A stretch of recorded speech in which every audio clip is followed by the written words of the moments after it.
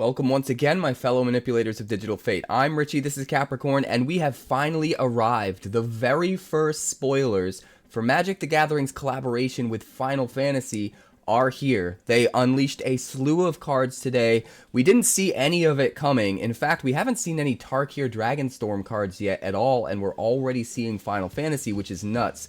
Came out of the blue, surprised me, but I'm super excited. Most of you know that this is one of my most anticipated sets of all time, and even though I'm a little on the fence about, in general, Universes Beyond being standard legal and there being so much of it, when it comes to this set in particular, I'm a little bit biased, and I kind of love the idea of this being in standard, and I'm super excited about it. So this is a full standard legal set. We got a bunch of cards today. We also got the 4 commanders in the commander decks, and that's a separate video. So if you're interested in checking out those other spoilers, I'm going to link that in the comments below and in the description. So check that out so that you see all of the Final Fantasy spoilers. But this video in particular is going to cover all of the standard legal stuff that's going to be in the base set that was spoiled today. And we have a bunch of new crazy stuff to go over. So let's get started. First of all, we have Summon Shiva. This is confirmation that we have a brand new card type in the forms of summons. Well, I guess it's not technically a brand new card type. This is a saga, and even though we've gotten sagas in the past that flip and become creatures on the backside after they fulfill all of their conditions on the front, we've never gotten a saga before that's just a creature while it's going through the motions. And that's exactly what summons are. So this is Summon Shiva, 2 blue and 3. It is a 4/5 enchantment creature saga elemental. So it's an enchantment, it's a creature, and it counts as a saga. On chapter 1, you Heavenly Strike. Tap target creature an opponent controls, put a stun counter on it. On chapter 2, you do the same. On chapter 3, you trigger Diamond Dust. Draw a card for each tapped creature your opponents control. And then just like any saga, after chapter 3, you do have to sacrifice the Shiva. There is some interesting things about this card, even outside of the actual Shiva card itself. Just the idea of summon cards. I like that they're creatures. I like that flavorfully, they're only around for a limited amount of time, but you can still use them to attack and block while they're there, and then eventually they go away, just like summons in the game. It's perfect. You get the abilities that trigger each turn, similar to the spells that the summons can cast. Honestly, perfect design. I absolutely love it. And one thing I want to point out about this, as far as the mechanics of it and some of the nuance that might be overlooked, since it is a creature that does sacrifice itself, all of these summons might be really, really good in sacrifice style decks where you get value whenever your creatures die, because it will count as a creature dying, it will count as a creature being sacrificed, and there's lots of things you can trigger with that kind of stuff. So I'm sure we can actually brew some pretty ridiculous decks, and I'm already starting to brainstorm. Without even knowing what the rest of the summons are, I'm already starting to brainstorm some ridiculous ideas for summon-centered decks that can just get value off of that kind of playline, and I just think it's super exciting. Shiva itself, really, really cool. It's only an uncommon. It's going to be awesome in limited, but it might even see play in constructed. Just being able to tap down your opponent's stuff and then eventually draw a bunch of cards. Granted, it is a little bit expensive, but you gotta remember, you get a 4/5 creature for the time being as well. So you have to be a little bit more careful with how you evaluate a card like this, because there's so much value, and yet all of the value is only temporary. So very, very interesting card. But next up, we've got Tonberry. Also a very, very interesting card. A 2/1 creature salamander horror for just 1 black mana. It enters tapped with a stun counter on it, and it has the Chef's Knife ability. So during your turn, this creature has first strike and death touch. Once again, the flavor is perfect here. The fact that he has the Chef's Knife ability, the fact that you only get that extra value when he's being aggressive and attacking and not necessarily on the defense. He's just a crappy 2/1 on the defense. But he's still a Savant Alliance, right? He's still a 2/1 for 1 mana, which is kind of good regardless, even if you have to defend with him.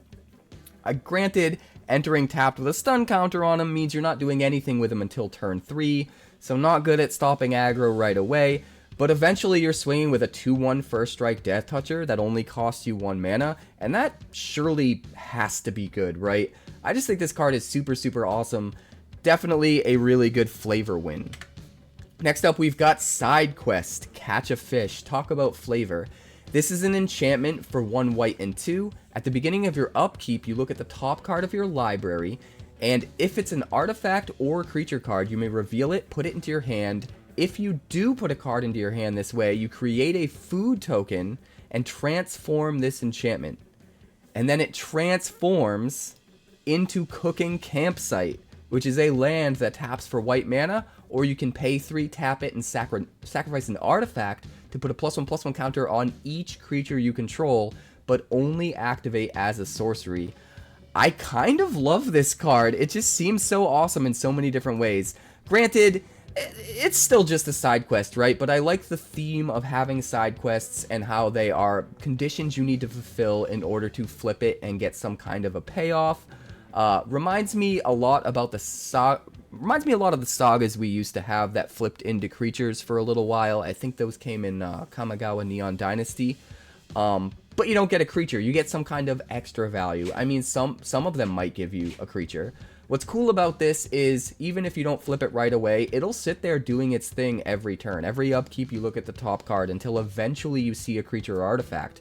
You draw that, you get a food, and you flip this thing. So for 3 mana, you're drawing a card, you're getting a food token, and you're ramping your mana by 1, and getting access to an ability to sacrifice artifacts to put a counter on every creature you control. Surely this has to be good in some kind of a go-wide artifact deck, right? Some kind of, maybe goblins. There's a bunch of goblins in Standard right now that have sacrifice payoffs with artifacts and stuff, so maybe you could brew some kind of a crazy Boros goblin artifact hybrid deck and use this in it. Really, the sky's the limit, but also a card like this is going to be really, really fun and limited, I think. But next up, we're going to move on. We've got Garland, Knight of Cornelia. This is another flip card. For those of you who don't know Garland, he was one of the main antagonists in some of the very first Final Fantasies. Very iconic card. This is 2 mana in the colors of Rakdos for a 3/2 legendary human knight, and whenever you cast a non-creature spell, you get to surveil one. That's already kinda good by itself, especially when you consider the fact that this is an uncommon.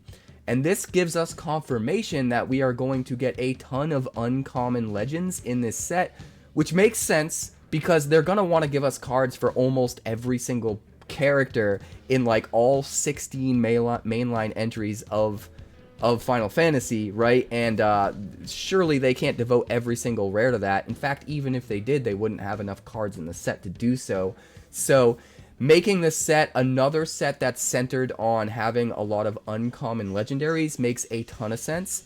And as an uncommon, as something you can draft, I think this guy is nuts. Before we even get to the payoffs, you can spend 7 mana in the colors of Rakdos, 2 red, 2 black, and 3. Return this card from your graveyard to the battlefield transformed, activate only as a sorcery. Now this is a little bit better than it looks. Even before we get to what the backside is, if you had to just flip this while it's in play, the ridiculous amount of mana that you have to pay, plus having to make sure it's still alive, that's a lot of hoops to jump through. But the fact that this can just come into play and just be your body and trade with the opponent's creature or whatever, you don't even care if it goes to the graveyard. You can use it in a sacrifice deck and sacrifice it for value, and you don't care if it goes to the graveyard because you trade, you get your value, whatever, and then it can do its thing from the graveyard, which means eventually if you get to 7 mana, cool, you have access to another whole thing. And if you don't, you still got your initial value off the 2-drops. So I actually think this card is way better than it looks on the surface. But what does it flip into? Chaos the Endless, a 5/5 legendary creature demon with flying. And when it dies, you put it on the bottom of its owner's library. So basically at some point in the future, if you get to 7 mana, you kind of just get a free 5/5 flyer. Which granted isn't the craziest thing in the world for 7 mana, but the fact that it doesn't use up a card, that you basically get it for free just from the graveyard, is kind of awesome. And then even when Chaos dies, you get to just put this card back into your library, so maybe you can draw Garland and just start the process all over again. So I actually think this is really, really good for an uncommon. I think it's going to be really good in limited, and even the Pumpkin thinks it's good. Right, Pumpkin? You excited about Final Fantasy? I know you are. You watch me play it all the time. But next up, we've got Saz's Chocobo. This is a 0/1 creature bird for just 1 green mana. Worth noting, Saz is one of the characters in Final Fantasy XIII. Not one of my favorites, but I still have a small place in my heart. I kind of like it. I never finished it. Didn't like it enough to finish it, but I was pretty excited about that game when it first came out, and I did sink a bunch of hours into it, you know, the first week it was out. I like it. I want to like it more. It's just too much of a hallway. Anyways, I'm getting sidetracked. This card is just a 0/1 for 1, but it has landfall. Whenever a land you control enters, you put a +1/+1 counter on this creature. So I think that's confirmation that landfall is going to be a relevant mechanic in the set. It could just be that this one card has it. But usually when they show us cards for the first time like this, like a Day 0 spoiler season preview, they try to show off each of the mechanics that's going to appear in the set. So I would say if I was a betting man, landfall's probably going to be an important mechanic within the set, and have a lot to do probably with a lot of Final Fantasy themes, like with the life stream and Gaia and that sort of thing, having to do with the landfall stuff. So I kind of like this. It's pretty cool. It also counts as a bird. Maybe bird tribal will be a thing after this set comes out. But next up, we've got Stiltskin, Moogle Merchant. This is a 1/2 legendary creature Moogle with lifelink for just 1 white mana. Power creep's a hell of a thing, man. For 2 mana and tapping it, target opponent gains control of another target permanent you control. If they do, you draw a card. This guy's awesome. I love seeing the Moogles come into play here, and I hope we get more of them across more of the games. But even Stiltskin here, 1/2 lifelink for 1 is already kind of okay. And this ability can be nuts. First of all, you can play it in any deck where you just have a bunch of kind of crappy permanents or tokens that you make. Like give your opponents the map tokens and just draw cards off of it. Seems kind of good. Or maybe even less relevant tokens. You could give your opponent control of cursed roll tokens or auras that you have on your creatures, stuff like that, and just draw cards. So there's cool ways to just draw cards with almost no downside, but it gets even crazier when you think about the fact that there is a very relevant donation style deck in Standard right now where you have certain win conditions where you just gift them to your opponent, and your opponent loses when they have them, such as Greed's Gambit and why am I drawing a blank on the name of the card? The 4-drop, the demonic, the possession, the card. You know what card I'm talking about. I'm drawing a blank, but I play with the card all the time. I shouldn't be drawing a blank. Demonic Pact. Demonic Pact. Why am I a dummy? Demonic Pact. There's tons of ways to use Stiltskin right now in Standard, and I think this card might actually make that deck viable enough. It's already viable, but if we have another card that can donate things to get that consistency up, I think that might take that deck from kind of viable to really viable. So I'm excited to try and explore a deck like that as soon as this set comes out, for sure. But next up, we've got Jumbo Cactuar, a 1/7 creature plant for 2 green and 5, and he has the 10,000 Needles ability. Whenever this creature attacks, it gets plus 9,999 power, plus 0 toughness until end of turn. Another flavor win here, just swinging with a 10,000 power creature seems crazy, and I can't believe they are printing this and putting it into Arena. Are we going to crash Arena? Because God knows we have problems with high numbers in Arena. But I think this card is really cool. You could play this in a Reanimator deck, especially if your Reanimation spell gives it haste. It could be kind of insane. Even better if your Reanimation spell gives it trample. If you can get this thing out relatively early with a Reanimation spell and it has haste and trample, it's just game over, right? Maybe we just play with stuff like Enduring Courage to give everything haste, or cards like the new Ovia, which gives everything trample. Maybe we use some of that stuff. In fact, Ovia gives everything trample, and then can put this into play for just 1 mana with her ability. So if we had Ovia and Enduring Courage out, we just spend 1 mana, jam a Jumbo Cactuar, and swing for 10,002 trample right away? We have to try that deck, right? I don't know how good it will actually be. Instant speed removal probably completely decimates it, but we have to try. That's just too cool.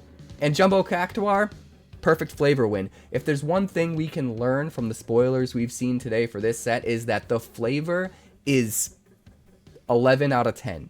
They are nailing the flavor, and I couldn't be happier about that, because you can only do your major Final Fantasy set once, or at least you can only do it for the first time once. I guess it's possible they could do another one, but the first one is the important one. You have to nail everything. You have to nail everything, because there might not be any second chances, and they're nailing it, so I'm really excited about that. Leave nothing in the gas tank, right? But next up, we've got Cecil, Dark Knight. This is a deep cut. Well, I guess it's not that deep a cut. It is one of the most popular Final Fantasy games, but this is from Final Fantasy IV. When it was originally released in the United States, it was Final Fantasy II on the Super Nintendo. I played the hell out of this game back in the day. This is a 2/3 legendary creature human knight for just 1 black mana, and it has Death Touch. So first off, before we go to anything else, it's a 2/3 Death Toucher for 1. That is awesome. In fact, Finn the Fangbearer is in Standard right now, and we have some other pretty good 1 mana Death Touchers like Tiny Bones and stuff. Maybe that'll be a deck. Maybe like Legendary Death Touch. Yeah, we're going to make Legendary Death Touch, but I'm getting off point here. We got to talk about what makes this card special as a Final Fantasy card. And before we go any further, I just want to point out that in Final Fantasy IV, the big thing about Cecil is that he goes on this character arc, this hero's journey, where he goes from, you know, kind of evil, a Dark Knight, to good. And that's what this final ability sort of symbolizes. He has the Darkness ability. Whenever he deals damage, you lose that much life, and then if your life total is less than or equal to half your starting life total, you get to untap Cecil and transform it. And when you transform it, he becomes Cecil Redeemed Paladin, a 4/4 legendary human knight with lifelink, and he also has the Protect ability. Whenever Cecil attacks, other attacking creatures gain indestructible until end of turn. Both versions of this card are awesome. Just a really cheap, above-rate Death Toucher, and then eventually, if your life drops low enough, you get to flip into this crazy 4/4 lifelinker that you still only spent 1 mana for, and gives everything indestructible when you attack. That seems really good. Granted, when Cecil attacks and deals damage, you're gonna lose life when it's still the Dark Knight, so there is definitely a downside there, but you can run that alongside, like, the Last Ride, like the new Death Shadow vehicle that we have, and some other payoffs for going low on life. You could run Bloodghast, you could run a lot of cool stuff to just really get value off of losing more life. Maybe run like Rowan or something. There's definitely going to be some kind of crazy deck to brew around this guy. I think he's pretty wild, but again, I just love how they're nailing everything. Next up, we've got Sin, Spira's Punishment. Sin is the primary antagonist in Final Fantasy X, and it's just a giant, like, kaiju-like entity. It's kind of crazy. But this card is a 7/7 legendary Leviathan avatar with flying for 7 mana in the colors of Sultai, so it's a big boy. Whenever Sin enters or attacks, you exile a permanent card from your graveyard at random, and then create a tapped token that's a copy of that card. If the exiled card is a land card, you repeat this process. So, here's what you need to understand. If your graveyard is full of lands, and you play Sin, you're just putting every single land into play. Except you're not actually putting the lands into play. What you're doing is exiling them and making tokens of the lands in play, right? Oh god. Here's the thing. Every single land in your graveyard now entering play as a token is bananas. And then still getting to choose a non-land at the end of the chain to also bring back as a token is bananas. And then the fact that they're all tokens means they synergize with token synergies like 3 Blind Mice and Caretaker's Talent and all the other crazy shenanigans that we have access to in Standard right now. So we might be looking at a really interesting part of a new deck, some new kind of like 4 color tokens matters deck, or maybe this is just a card that we recur from the graveyard and it's a part of a new Reanimator deck. I don't know. What I do know is the card is sick, the flavor's really cool, and I'm excited to see what everyone does with it. So if you have ideas, definitely let me know in the comments. But next up, we've got Cloud, Planet's Champion. This is a 5 mana 4/4 legendary human soldier mercenary in the colors of Boros. During your turn, as long as Cloud is equipped, it has double strike and indestructible. So he just gets double strike and indestructible when he's equipped. Basically, every equipment becomes... What's that crazy equipment? The one from Eldraine. The one that's crazy. Embercleave. Sort of? No, it doesn't give trample. But indestructible's really good. Almost every equipment becomes an almost Embercleave, sorta, kinda. We'll just go with that. Also, equip abilities you activate that target Cloud cost 2 less to activate. So it doesn't limit that either. It doesn't mean like you have to still spend at least 1 mana. So any equip costs that are 2 or less are just free. You just attach everything to Cloud for free and swing and kill them with double strike, and they can't kill Cloud, and it's just crazy. But then even your really expensive equip costs are still going to get that 2 cost reduction, which is also awesome. So, I mean, Wizards have been trying to make some kind of an equipment deck work in Standard for a long time, so I don't know if it's ever actually going to happen, but there has to be a point where they just keep introducing gas for equipment decks where eventually we hit critical mass and the deck works. So this card by itself might not be enough to put us there, but if there's some more cards in the set alongside this that really like equipment, I'm sure we'll see like a Buster Sword, I'm sure we'll see like Sephiroth's Mass Immune, all sorts of different weapons from the game, legendary weapons, I'm sure we'll see in this set. So if we have some really cool equipment and some more equipment payoffs, it's possible we might finally get there. And I hope so, because I'd love to see a card like this actually make a dent in the standard meta. I just think it would be so fun.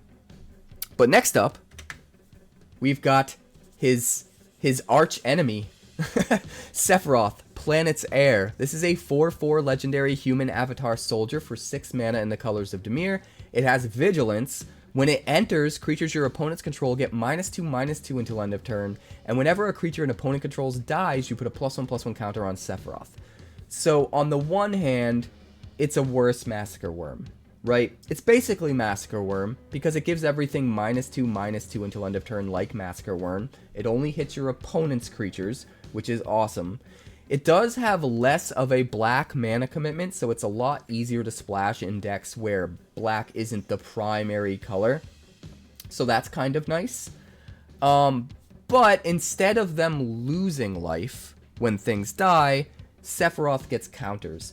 And this is kind of where he might be a little bit better subjectively in some situations, because that's not limited to once a turn. Normally abilities like this, especially recently, we're used to seeing them limited to once a turn, but he just gets a bunch of counters. So if you play this on a board where your opponent has gone super wide with creatures, small creatures, if you're up against goblins or whatever, you just kill them all. If you kill like 10 creatures, Sephiroth gets 10 counters. Sephiroth is just a 14/14. If you have a way of giving him haste, they have no blockers anymore, and maybe you just swing in and win out of nowhere.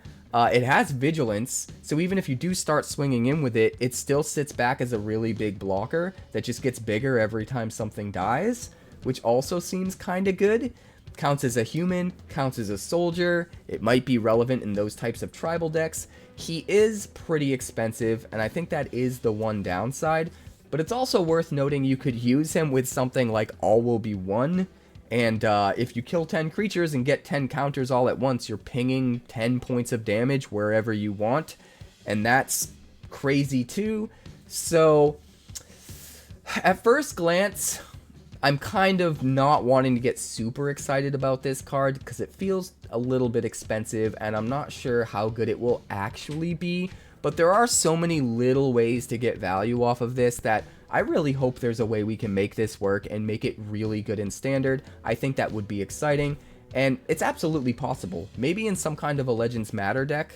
I don't know. We're gonna explore options for sure, but do not fret because there will definitely be more versions of Sephiroth. I'm pretty sure some of the most popular characters like Cloud and Sephiroth are going to get multiple cards in this set that all sort of cater at different moments in their character arcs and sort of emphasize those types of abilities. I wouldn't be surprised if we see a Planeswalker card for Sephiroth, even though initially going into this set, I was pretty sure we wouldn't get any Planeswalkers because they can't walk the planes. Sephiroth does kind of travel dimensions in Final Fantasy VII Remake, and in a similar fashion, maybe Gilgamesh. Gilgamesh travels between all of the different Final Fantasy games, and he's the one character that's the exact same character in every game. Like, that's a kind of a part of his lore. So that's kind of like planeswalking, right? So I wouldn't be surprised if we at least see a Gilgamesh planeswalker and possibly a Sephiroth planeswalker in this set. But beyond that, it would be pretty unlikely. But anyway, that's going to bring us to our next card, Emet-Selch Unsundered. This one has me excited because I played the hell out of Final Fantasy XIV during COVID lockdown, and I just absolutely love this character. He's completely batshit crazy, and the card is awesome. This is a 2/4 legendary Elder Wizard with Vigilance for 3 mana in the colors of Dimir. It is a flip card. It has a backside, so we're seeing a lot of that in this set, and I think that's exciting. Whenever he enters or attacks, you draw a card and then discard a card. So he's sort of like a mini Kiora the Rising Tide that we just got in, I believe it was in Foundations. We got that card. Now, at the beginning of your upkeep, if there are 14 or more cards in your graveyard, you may transform Emet-Selch. And this ability works perfectly with the lore in Final Fantasy XIV, which is what makes it so amazing. But then when he transforms, that's when things get really crazy. He becomes Hades, Sorcerer of Eld. Absolutely perfect and bananas. Perfect, perfect, perfect. This is a 6/6 legendary avatar with Vigilance. It has Echo of the Lost, which is one of Hades' abilities, which is awesome. During your turn, you may play cards from your graveyard, just full stop. So it's kind of like a Leer, except there's no limitation on what you can play. Just literally anything. You can play lands, you can play creatures, you can play your spells, your artifacts, whatever you want. And that seems crazy. Obviously, you still have to pay mana, you know, for those cards. But just getting access, basically turning your entire graveyard into your hand, is nuts. That being said, there is one last line of text. If a card or token will be put into your graveyard from anywhere, you exile it instead. So once you turn it on and you get Hades, you're not going to be able to add more things to your graveyard to recast. You're going to run out of stuff. But you could maybe include this in a Flicker deck. And that actually seems really interesting. Like, you flip this over to Hades when your graveyard's full. You start emptying out your graveyard. And then when you need access to more stuff, you flicker the Hades. It comes back in as Emet-Selch. When it enters, you get to draw discard.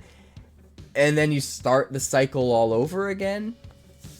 I don't know if that's too cute, but it's definitely a really cool idea and one I want to try to explore, and hopefully we get a little bit more support in this set with cards that are going to allow us to build a deck around that sort of playstyle. I think it could be really cool. It might not be good enough at the end of the day. It might just be that you win the game by the time you'd want to reflip Hades into Emet-Selch again, so it might not even be worth doing.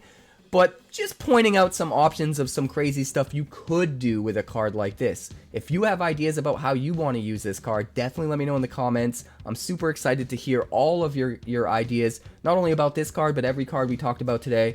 If you can't tell, super excited about this set. It's two of my favorite things in the world coming together, and I am going to be so deep on this set with content, you have no idea, guys. But that brings us to the end. So thank you so much for hanging out with me today. I have more content on the way, tons more content on the way. As soon as they drop more spoilers, we'll make sure to get that stuff out to you. If you haven't seen the Commander cards yet, I have another video up. I'm going to link that in the comments and in the description, so definitely check that out. And I have some ridiculous brews that you guys haven't even seen from Aether Drift Standard that are also on the way. So be sure to like if you haven't already. It helps the channel grow, it helps me get out to more people. And subscribe if you're new, if you're interested in Final Fantasy or Magic the Gathering, because I am going to be covering the hell out of all of it. Look forward to the deck techs and catch me live Monday through Friday over on Twitch. That's twitch.tv/QuarantineCapricorn, because if I'm alive and I'm breathing, I'm there and I'm streaming. And usually this little muffin's there with me. Sometimes she's hiding on my lap, being sleepy, being a sneaky sleeper. But she's a good girl. She's a nice lady. She's my pumpkin. Her name's Aloy, but I just call her Pumpkin. She's my pumpkin. I'll see you next time.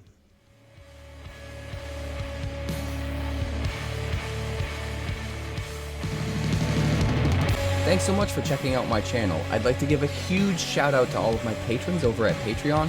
Without you guys, this channel would not be possible, so honestly, thank you from the bottom of my heart for all of your contributions. If you haven't yet, like and subscribe. The more likes we get and the quicker we get them, the bigger this channel will grow and the faster it will grow. I'd love nothing more than this channel to become something very special for you guys, but it's entirely up to you how fast that happens. Also, if you'd like more deck techs, that's somewhere over there. And if you'd like to see what else the channel's been up to lately, that's somewhere up that way. Also, subscribe, circle below, do all the things.